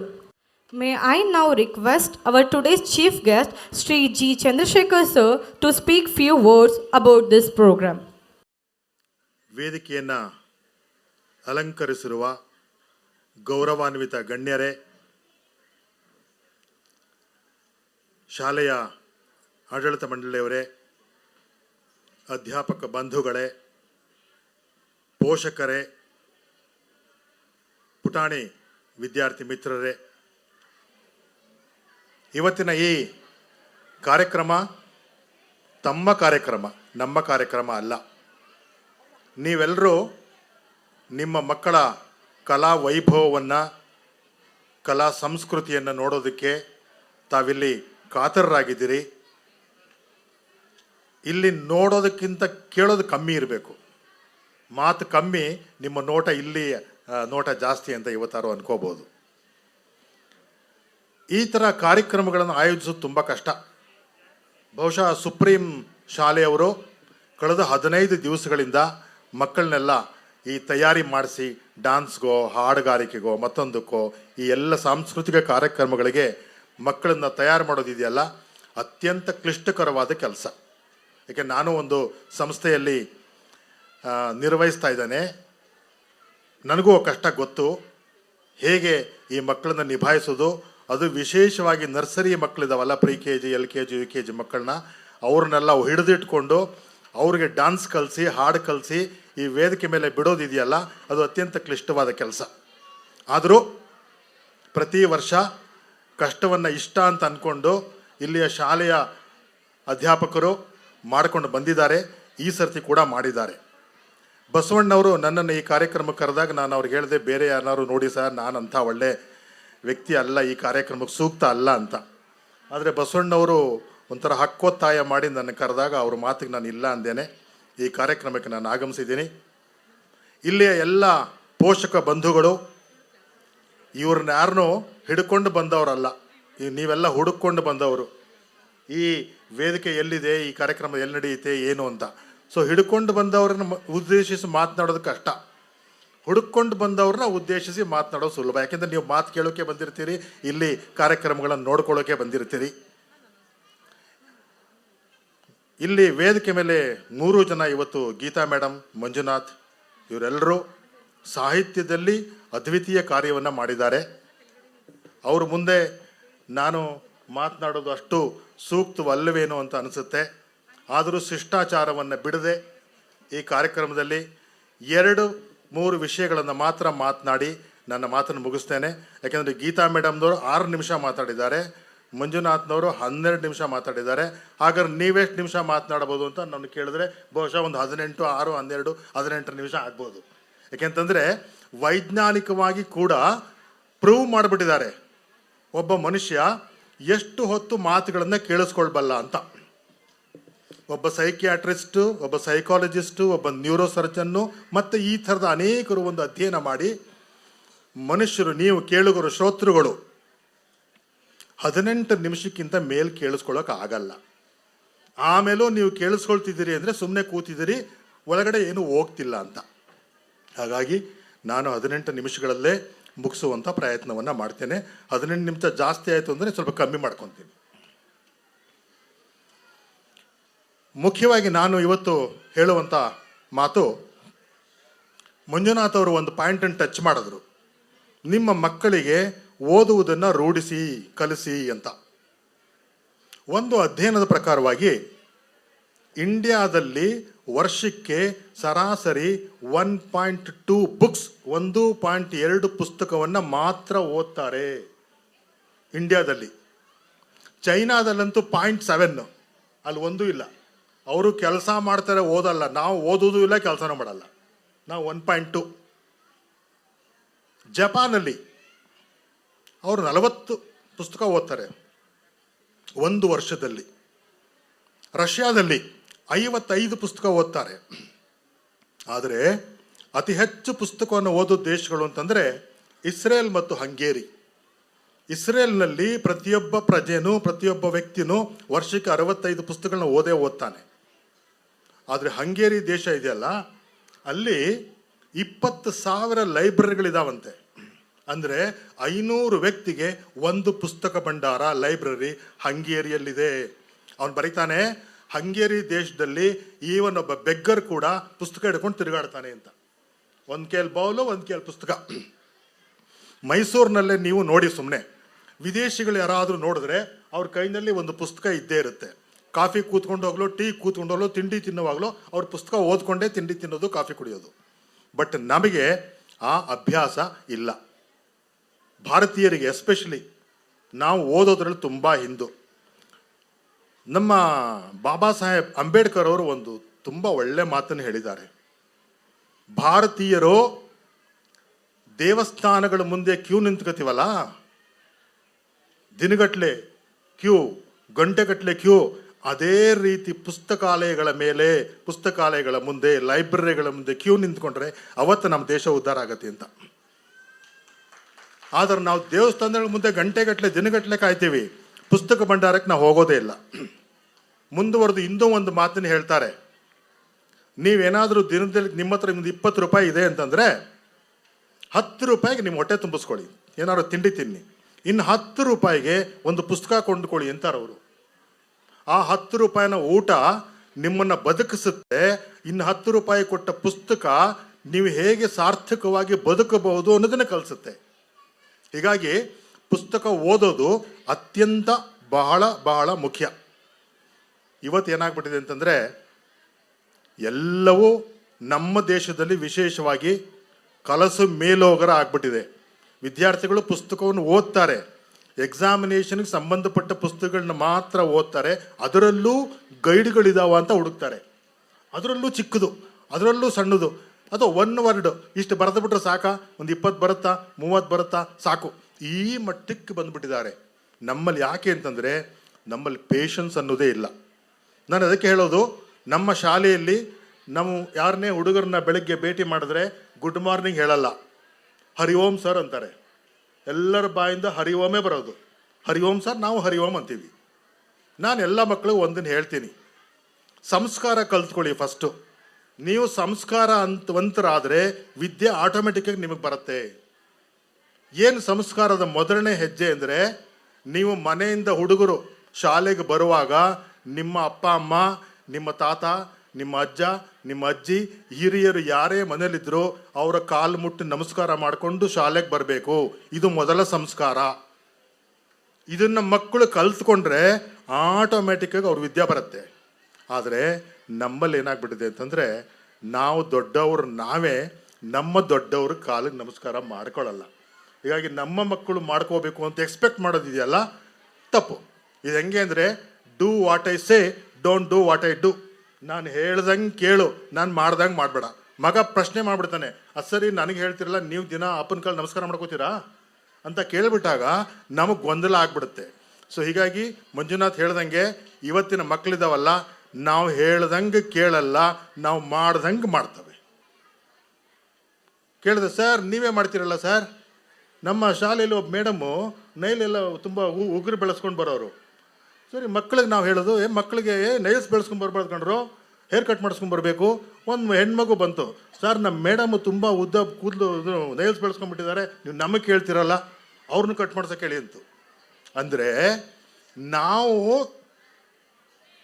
ಚೆನ್ನಾಗಿಲ್ದೇನೆ ಬೇರೆಯವ್ರಿಗೆ ನೀನು ಚೆನ್ನಾಗಿರು ಅಂತ ಹೇಳೋದು ತಪ್ಪು. ತಮಗೆಲ್ಲ ಗೊತ್ತಿರೋಂಗೆ ಗಾಂಧೀಜಿ ಹತ್ರ ಯಾರೋ ಒಬ್ಬ ಅಮ್ಮ ಮಗನ ಕರ್ಕೊಂಡು ಹೋಗ್ತಾಳೆ, ಬಾಪೂಜಿ ನನ್ನ ಮಗನು ತುಂಬ ಈ ವಯಸ್ಸಿಗೆ ಶುಗರ್ ಇದೆ, ಆದರೂ ನಾವು ಎಷ್ಟು ಹೇಳಿದ್ರು ಅವ್ನು ಸಕ್ಕರೆ ತಿಂತಿದ್ದಾನೆ, ಸ್ವಲ್ಪ ಒಂಚೂರು ಬುದ್ಧಿವಾದ ಹೇಳಿ ನನ್ನ ಮಗನಿಗೆ. ಗಾಂಧಿಯವ್ರು ಹೇಳ್ತಾರೆ, ಇನ್ನೊಂದು 10 ದಿನ ಬಿಟ್ಕೊಂಡು ಬರಮ್ಮ ಹೇಳ್ತೀನಿ ಅಂತ. ಸರಿ, ಅಮ್ಮ ಹೋಗ್ತಾಳೆ. 10 ದಿನ ಆದಮೇಲೆ ಮತ್ತೆ ಬರ್ತಾರೆ. ಆ ಗಾಂಧಿ ಹೇಳ್ತಾರೆ, ನೋಡು ಮಗು, ತುಂಬ ಅಪಾಯಕಾರಿಯಾದಂಥ ರೋಗ ಇದು, ಶುಗರ್ ನಿನ್ಗೆ ಈ ವಯಸ್ಸಿಗೆ ಅದು ಬರಬಾರ್ದಾಗಿತ್ತು, ನೀನು ಸಕ್ಕರೆ ಮಾತ್ರ ತಿನ್ನಬಾರ್ದು ಮಗನೇ ಅಂತ ಹೇಳ್ತಾರೆ. ಅವ್ರ ಅಮ್ಮ ಹೇಳ್ತಾರೆ, ಈ ಮಾತು ನೀವು 10 ದಿನ ಮುಂಚೆನೇ ಹೇಳ್ಬೋದಾಗಿತ್ತಲ್ಲ. ಅದಕ್ಕೆ ಗಾಂಧಿ ಹೇಳ್ತಾರೆ, 10 ದಿನ ಮುಂಚೆ ನೀವು ಬಂದ ನಾನು ಸಕ್ಕರೆ ತಿಂತಿದ್ದೆ, ನಾನು ಸಕ್ಕರೆ ತಿನ್ಬಿಟ್ಟು ನಿನ್ನ ಮಗನು ಸಕ್ಕರೆ ತಿನ್ಬೇಡ ಅಂತ ನಾನು ಯಾರು ಹೇಳ್ತೀನಿ, ನಾನು ಹೆಂಗೆ ಹೇಳೋದು? ನಾನು ಈಗ ಸಕ್ಕರೆ ಬಿಟ್ಟಿದ್ದೀನಿ, ಸೊ ನನಗೆ ಹಕ್ಕಿದೆ ಹೇಳೋದಕ್ಕೆ. ಸೊ ಹಾಗಾಗಿ ನಾವು ಫಸ್ಟ್ ಮಂಜುನಾಥ್ ಹೇಳ್ದಂಗೆ ನಾವು ಫಸ್ಟು ನಮ್ಮ ಮಕ್ಕಳಿಗೆ ಮಾದರಿ ಆಗಬೇಕು. ಬಹುಶಃ ತಮಗೆ ಇತ್ತೀಚಿನ ಪತ್ರಿಕೆಗಳಲ್ಲಿ ತಾವು ನೋಡಿದಿರಿ, ಬೆಳಗಾಂನ ಯಾವುದೋ ಒಂದು ಊರಿನಲ್ಲಿ ಮತ್ತು ಇನ್ನೊಂದು 2 ಹಳ್ಳಿಗಳಲ್ಲಿ ಹಳ್ಳಿಯವರೇ ಒಂದು ಠರಾವನ್ನು ಪಾಸ್ ಮಾಡಿದ್ದಾರೆ. ಏನಂದರೆ, ಸಂಜೆ 6ರಿಂದ 8 ಗಂಟೆವರೆಗೆ no mobile, no T V. ಇಡೀ ಗ್ರಾಮಕ್ಕೆ, ಇಡೀ ಪಂಚಾಯಿತಿಯಲ್ಲಿ ಟಿ ವಿ ನೋಡೋ ಹಂಗಿಲ್ಲ 6ರಿಂದ 8 ಗಂಟೆ, ಮತ್ತು ಮೊಬೈಲ್ನ ಆನ್ ಮಾಡೋ ಹಾಗಿಲ್ಲ. ಯಾವತ್ತು January 12 ವಿವೇಕಾನಂದ ಜಯಂತಿ ದಿವಸ ವಿವೇಕಾನಂದರೆಲ್ಲರಿಗೂ ಒಂದು ಫೋಟೋ ಕೊಟ್ಟು ಈ ಫೋಟೋ ಮೇಲೆ ಪ್ರಮಾಣ ಮಾಡಿ ಹೇಳಿ, ನಾವು 6 ರಿಂದ 8 ಗಂಟೆ ಸಂಜೆ ಯಾರು TV ಹಾಕಲ್ಲ, TV ನೋಡಲ್ಲ. ಅದನ್ನ ಆ ಪಂಚಾಯಿತಿಯವರು ಫಾಲೋ ಮಾಡ್ತಿದ್ದಾರೆ. ಮಕ್ಕಳು ಆ 2 ಗಂಟೆ ಟೈಮ್ನಲ್ಲಿ ಕೂತ್ಕೊಂಡು ಓದ್ಕೊಳ್ಳಿ. ಬಟ್ ನಮ್ದು ಹಂಗಲ್ಲ. ನೀನು ರೂಮಲ್ಲಿ ಹೋಗಿ ಓದ್ಕೋ, ನಾನು ಹಾಲಲ್ಲಿ TV ನೋಡ್ತೀನಿ ಅಂತ. ನೀವು ಹಾಲಲ್ಲಿ TV ನೋಡ್ತೀರಿ, ಅವ್ನು ರೂಮಲ್ಲಿ ಹೋಗ್ತಾನೆ, ಪುಸ್ತಕ ಹಿಡ್ಕೋತಾನೆ, ಕಿವಿಯೆಲ್ಲ ನಿಮ್ಮ TV ಕಡೆ ಇರುತ್ತೆ. ಸೊ ನಾವು ಒಂದು ಚೂರು ತ್ಯಾಗ ಮಾಡದೆ ಹೋಗಿ ನಮ್ಮ ಮಕ್ಕಳನ್ನ ನೀವು ತ್ಯಾಗ ಮಾಡು ಅಂತ ಹೇಳಿದ್ರೆ ಖಂಡಿತ ಮಾಡಲ್ಲ. ಮಕ್ಕಳಿಗಾಗಿ ಒಂದು TV, ಒಂದು ಮೊಬೈಲ್ ತ್ಯಾಗ ಮಾಡದೇ ಇರೋ ನಾವು ಏನನ್ನು ತ್ಯಾಗ ಮಾಡೋಕ್ಕೆ ಸಾಧ್ಯ? ಸೊ ಹೀಗಾಗಿ ನಮ್ಮ ಭಾರತದಲ್ಲಿ ಒಂದು ಅಂಕಿಅಂಶಗಳ ಪ್ರಕಾರವಾಗಿ 5 ರಿಂದ 12 ವರ್ಷ ವಯಸ್ಸಿನ ಮಕ್ಕಳಿಗೆ BP, ಇವತ್ತಿನ ಈ ಸ್ಟ್ರೆಸ್ಫುಲ್ ಜಗತ್ತಿನಲ್ಲಿ, ಮಾನಸಿಕ ಒತ್ತಡದ ಈ ಜಗತ್ತಿನಲ್ಲಿ 5 ರಿಂದ 12 ವರ್ಷ ವಯಸ್ಸಿನ ಮಕ್ಕಳಿಗೆ ಒಂದು ಅಧ್ಯಯನವನ್ನು ಮಾಡಿದ್ದಾರೆ. ಅದರಲ್ಲಿ 5 ರಿಂದ 8% ಮಕ್ಕಳಿಗೆ BP ಇದೆ. ಎಷ್ಟು ವಯಸ್ಸಿಗೆ? 5 ರಿಂದ 12 ವರ್ಷ ವಯಸ್ಸಿನ ಮಕ್ಕಳಿಗೆ 5 ರಿಂದ 8% ಮಕ್ಕಳಿಗೆ BP ಇದೆ ಅಂತ ಹೇಳಿದ್ರೆ ನಾವು ಯಾವ ದಿಕ್ಕಿನಲ್ಲಿ ನಮ್ಮ ಮಕ್ಕಳ ಆರೋಗ್ಯವನ್ನು ಕಾಪಾಡ್ತಿದ್ದೀವಿ ಅಂತ ನಮಗೆ ನಾವು ನೋಡ್ಕೋಬೇಕಾಗಿದೆ. ಇನ್ನೊಂದು ಒಬೇಸಿಟಿ. ಇಡೀ ಪ್ರಪಂಚದಲ್ಲಿ ಯಾವ್ದಾದ್ರು ಒಂದು ಕೆಟ್ಟ ಸಿಟಿ ಇದೆ ಅಂತ ಹೇಳಿದ್ರೆ ಯಾವ್ಯಾವುದು ಅಲ್ಲ, ಒಬೇಸಿಟಿನೇ ಕೆಟ್ಟದು. ಒಬೇಸಿಟಿ ಅಂದರೆ ಸ್ಥೂಲಕಾಯ. ಅದೂ ಕೂಡ ಮಕ್ಕಳಲ್ಲಿ ಇವತ್ತು ತುಂಬ ಜಾಸ್ತಿ ಆಗ್ತಿದೆ. ಯಾಕೆ ಅಂದರೆ ನಮ್ಮ ಲೈಫ್ ಸ್ಟೈಲ್ ಹಂಗಾಗ್ಬಿಟ್ಟಿದೆ, ನಮ್ಮ ಜೀವನ ಕ್ರಮ ಆ ಥರ ಆಗಿದೆ, ನಮ್ಮ ಬದುಕಿನ ರೀತಿ ಆ ಥರ ಆಗಿದೆ. ಅದಕ್ಕೆ ಒಂದು ಮಾತು ಹೇಳ್ತಾರೆ, ಆಚಾರ, ವಿಚಾರ, ಆಹಾರ, ವಿಹಾರ, ಈ 4 ಚೆನ್ನಾಗಿದ್ದುಬಿಟ್ರೆ ನಿಮಗೆ ಯಾವ ಕಾಯಿಲೆನೂ ಬರಲ್ಲ ಅಂತ. ಒಂದು ಆಚಾರ, ಒಂದು ವಿಚಾರ, ಒಂದು ಆಹಾರ, ಒಂದು ವಿಹಾರ. ಇವತ್ತು 3 ಹೊತ್ತು ಮೊಬೈಲ್ ಹಿಡ್ಕೊಳ್ಳೋದು, TV ನೋಡೋದು, ಮೊಬೈಲ್ ಹಿಡ್ಕೊಳ್ಳೋದು, TV ನೋಡೋದು. ನಮ್ಮ ಕಾಲೇಜ್ನಲ್ಲಿ ಒಬ್ಬ ಹುಡುಗ ಬಂದ, ಇಂಟರ್ವ್ಯೂ ಮಾಡ್ತಿದ್ದೋ, ಪರ್ಸ್ನಲಾಗಿ ಅವ್ನು ಇಂಟರ್ವ್ಯೂ ಮಾಡ್ತಿದ್ದೋ. ಅವ್ರ ಅಪ್ಪ ಹೇಳಿದ್ರು, ಮೇಸ್ಟ್ರೆ ಒಂಚೂರು ಹೇಳಿ, ತುಂಬ ಮೊಬೈಲ್ ನೋಡ್ತಾನೆ ನಮ್ಮ ಹುಡುಗ. ಏನೋ ಒಂದು 3 to 4 hours ನೋಡ್ತೀಯನೋ ಅಂದೆ ಅವನಿಗೆ. ಇಲ್ಲ ಸರ್ 5 hours ನೋಡ್ತೀನಿ ಅಂತ. ನಾನು 3-4 ಗಂಟೆ ನೋಡ್ತೇನೆ ಅಂದೆ. ಅವನು ಇಲ್ಲ ಸರ್ 5 ಗಂಟೆ. ನಿನ್ನ 5 ಗಂಟೆ ದಿನ ನೋಡಿದ್ರೆ ನಿನ್ನ ಕಣ್ಣೇನಾಗತ್ತೆಯಾ, ನಿನ್ನ ತಲೆ ಏನಾಗುತ್ತೆ, ನಿನ್ನ ಕಿವಿ ಏನಾಗುತ್ತೆ? ಹೀಗಾಗಿ ಇವತ್ತು ಸಣ್ಣ ಸಣ್ಣ ಮಕ್ಕಳಿಗೆ ಕಿವಿ ನೋವು ಶುರುವಾಗಿದೆ, ಕಣ್ಣು ಕಾಣಿಸ್ತಾ ಇಲ್ಲ.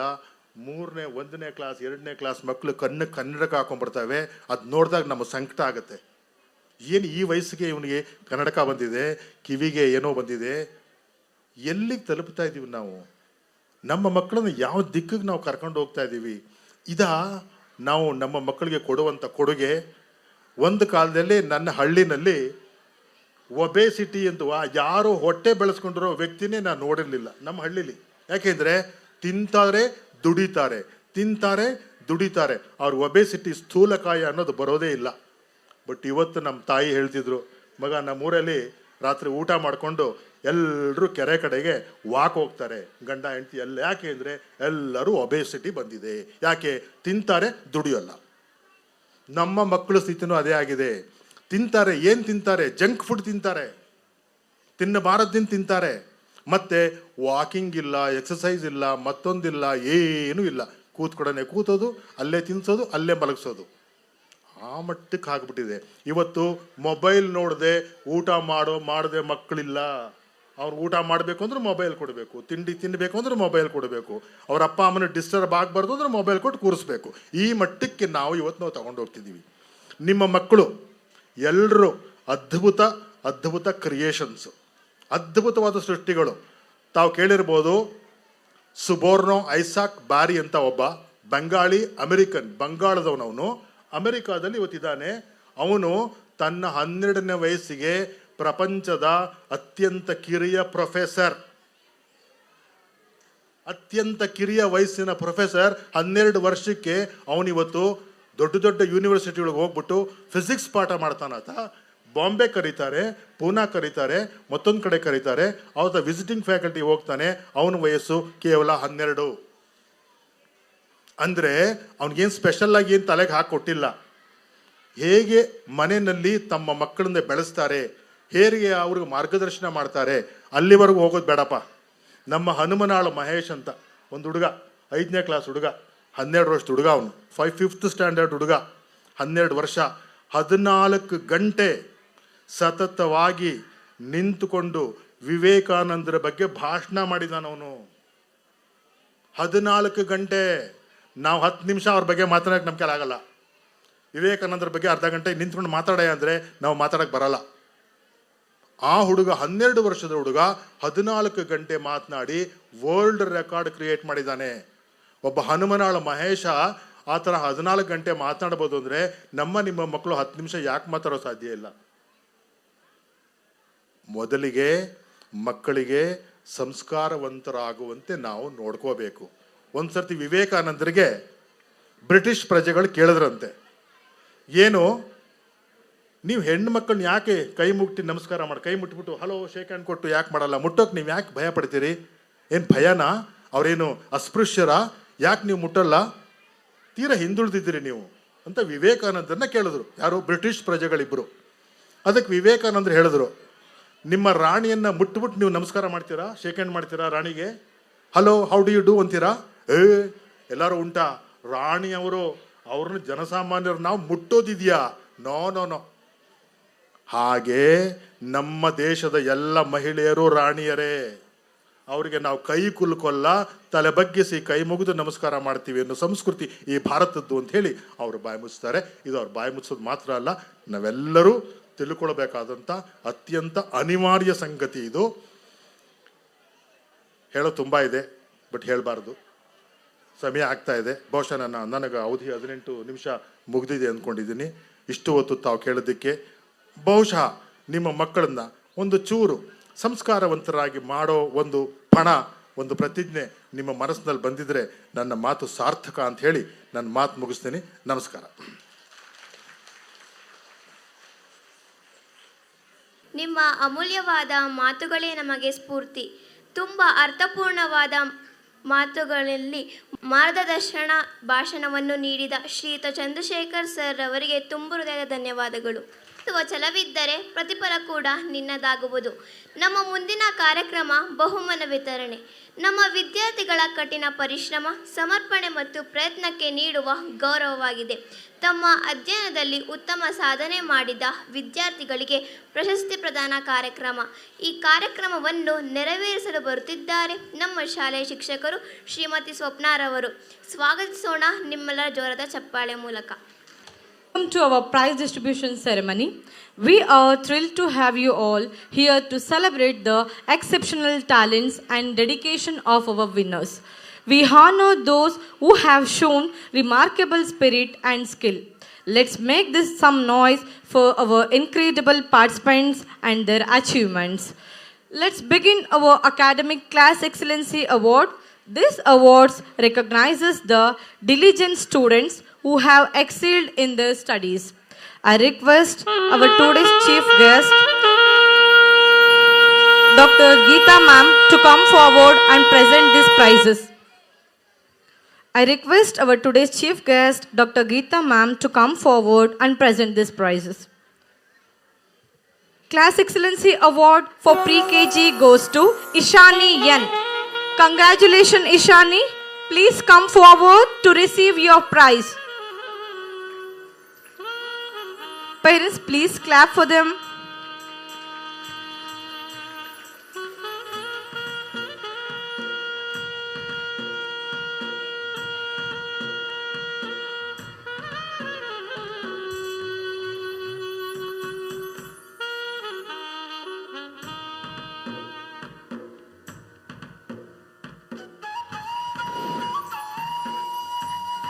May I now request, Class Excellency Award for LKG goes to Tejasvi S. Congratulations, Tejasvi. Please come forward and receive your award.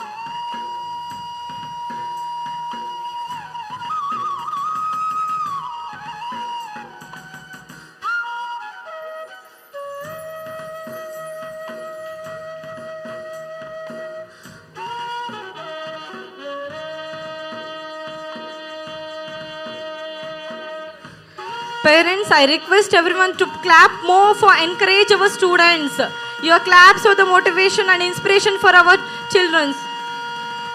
Next Class Excellency Award for UKG goes to Sakshi Yes. Congratulations, Sakshi.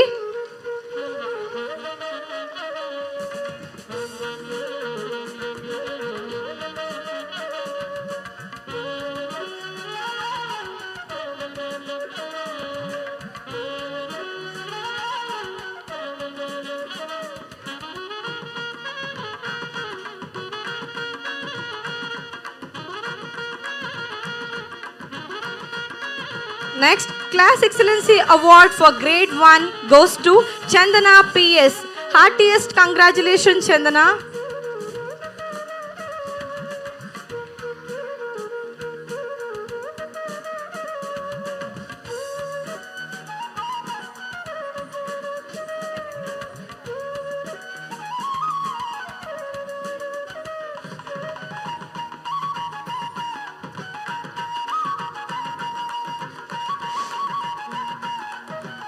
Now I request our today's chief guest, Professor Manjunath sir, to present next awards. Class Excellency Award for Grade 2 goes to Prakruti KR. Congratulations, Prakruti.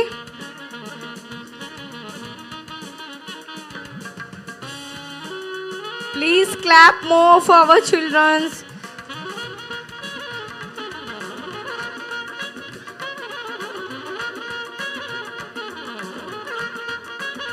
Next, Class Excellency Award for Grade 3 goes to Sharanya Yam. Congratulations, Sharanya.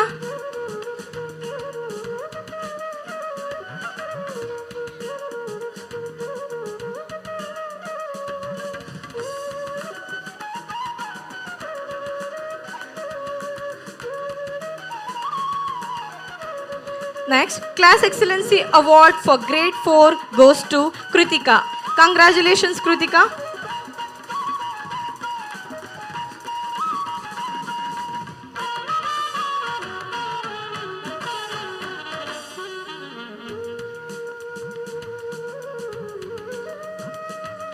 Class Excellency Award for Grade 5 goes to Manvita Yan.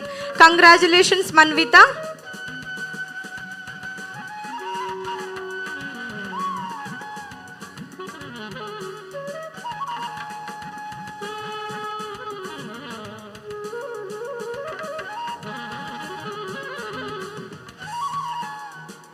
Class Excellency Award for Grade 6 goes to Mohit Yes.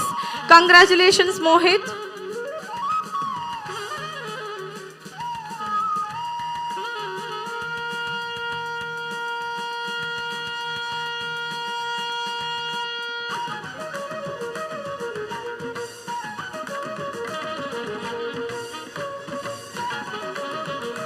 Now I request our today's chief guest Chandrasekhar sir to present next prizes. Class Excellency Award for Grade 7 goes to Manish Yan. Congratulations, Manish.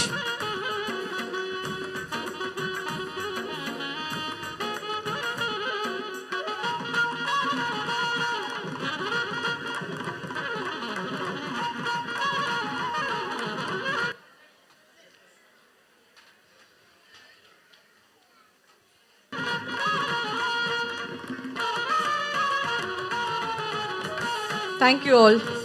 Congratulations once again to all our winners. Your achievements are the testament to our dedication. Remember, participation and effort are the key. A huge thanks to our chief guest, principal, all faculty, parents, and especially our students for making this event a grand success. Thank you all. ಬಸವಣ್ಣನವರ ವಚನವನ್ನು ನೆನೆಯುತ್ತಾ ನಮ್ಮ ಮುಂದಿನ ಕಾರ್ಯಕ್ರಮ ವಾರ್ಷಿಕ ವರದಿ 2025-26ನೇ ಸಾಲಿನಲ್ಲಿ ನಮ್ಮ ಶಾಲೆಯಲ್ಲಿ ನಡೆದ ಅನೇಕ ಕಾರ್ಯಕ್ರಮಗಳು ಚಟುವಟಿಕೆಗಳ ಬಗ್ಗೆ ಸಂಕ್ಷಿಪ್ತ ಮಾಹಿತಿಯನ್ನು ನೀಡಲು ಬರುತ್ತಿದ್ದಾರೆ ನಮ್ಮ ಶಾಲೆಯ ಮುಖ್ಯೋಪಾಧ್ಯಾಯನವರಾದ ಶ್ರೀಮತಿ ಮಂಜುಳಾ ಬಾಲಕೃಷ್ಣರವರು. ಸ್ವಾಗತಿಸೋಣ ನಿಮ್ಮೆಲ್ಲರ ಪ್ರೀತಿಯ ಚಪ್ಪಾಳೆಯೊಂದಿಗೆ. The annual report of our school. In the month of June 5th, World Environment Day.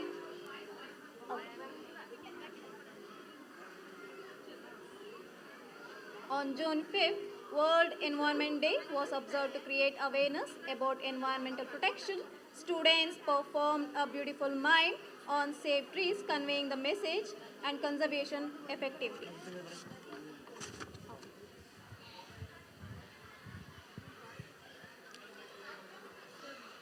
Okay. On June 20th, Sharda Puja was performed with devotion to seek blessings of Goddess Saraswati for wisdom and knowledge. Teachers and students actively participated in the puja, making the occasion spiritually enriching. On the same day, that is June 20th, Aksharabhyasa ceremony was conducted for pre-KG and LKG students, making their formal initiation into the world of education. The event was celebrated with traditional rituals and joy. On June 21st, International Yoga Day was celebrated with great zeal. Students and teachers performed various yogasanas and pranayama, highlighting the importance of yoga for physical, mental well-being. Coming to the month of July, on July 5th, an awareness program was organized to promote indigenous products and Indian values. Students were educated about self-reliance and the importance of supporting local products, and we named it as Swadeshi Jagarana Vedike. On July 17th, a colorful kite festival was organized for nursery students. The children enjoyed the activity with excitement, enhancing their creativity and coordination. On July 19th, Rainy Day was celebrated with fun-filled activities, rhymes and games. Students learned about the importance of rain and the monsoon season in an enjoyable manner. On July 21st, an awareness campaign was conducted to educate students and community about the harmful effects of child marriage. Students participated in poster making, conveying a strong message for society.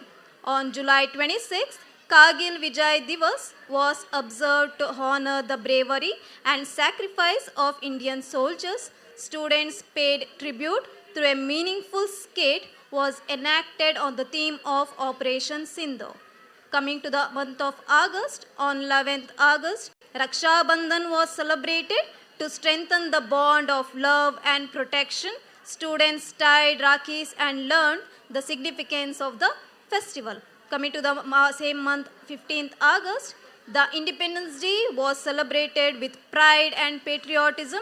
The national flag was hoisted, followed by the cultural programs, patriotic songs, dances and speeches. On 19th August, Krishna Janmashtami was celebrated with devotion and joy.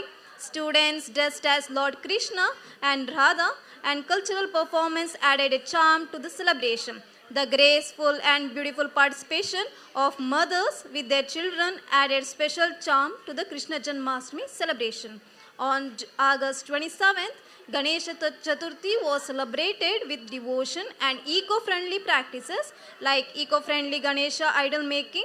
Students learned about Lord Ganesha's values of wisdom and humility.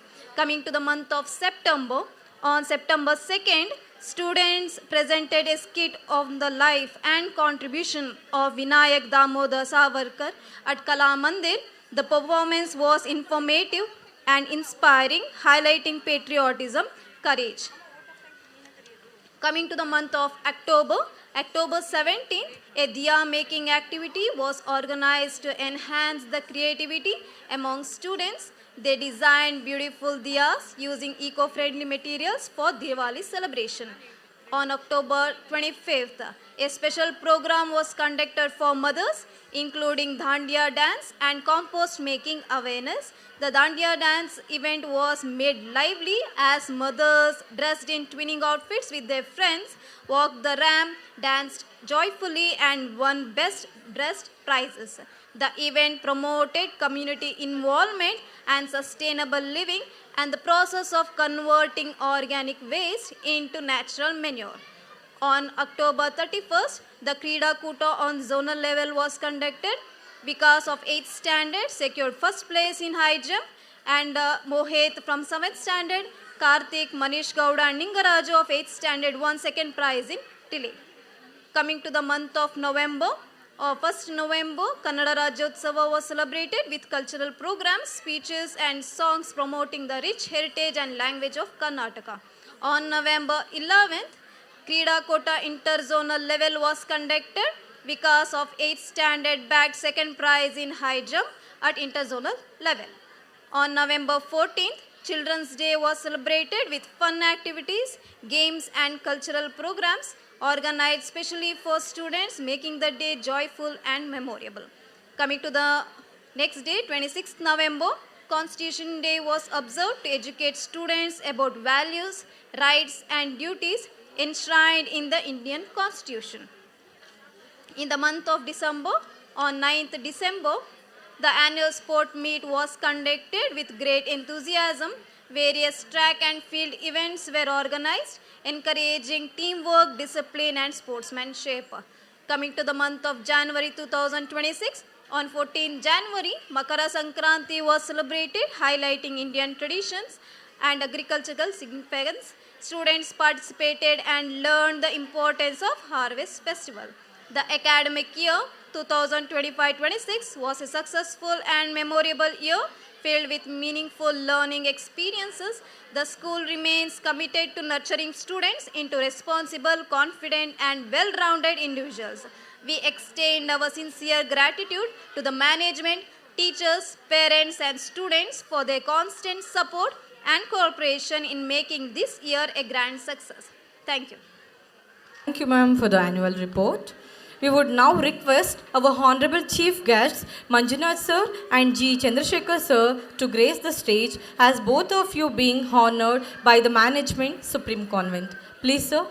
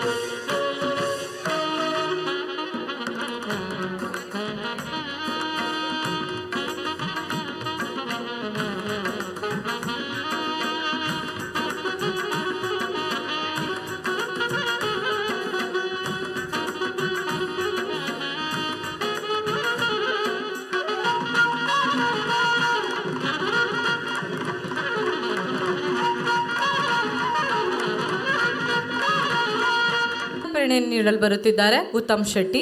ನಿಮ್ಮೆಲ್ಲರ ಜೋರಾದ ಚಪ್ಪಾಳೆಯೊಂದಿಗೆ ಸ್ವಾಗತಿಸೋಣ. Respected Chief Guests, Dr. Geeta Prasad, PS Ma'am, Professor Dr. M.G. Manjunath Sir, Professor Chandrasekhar Sir, Shri Basavanna Sir, Respected President K.P. Manjula Ma'am, Respected Academic Administrator Purnima Ma'am, Respected Secretary Akash Sir, Respected Headmistress Manjula B Ma'am, Respected teachers, dear parents and my dear friends. On behalf of my school, Supreme Convent, I take this opportunity to propose vote of thanks. I sincerely thank our chief guest for gracing this occasion and for the inspiring words shared with us. I express my heartfelt gratitude to our management and headmistress for their constant guidance, encouragement, and support. I extend my sincere thanks to our teachers and staff members for their dedication and hard work. I extend my sincere thanks to our teachers and staff members for their hard work, dedication, and guidance in organizing this wonderful program.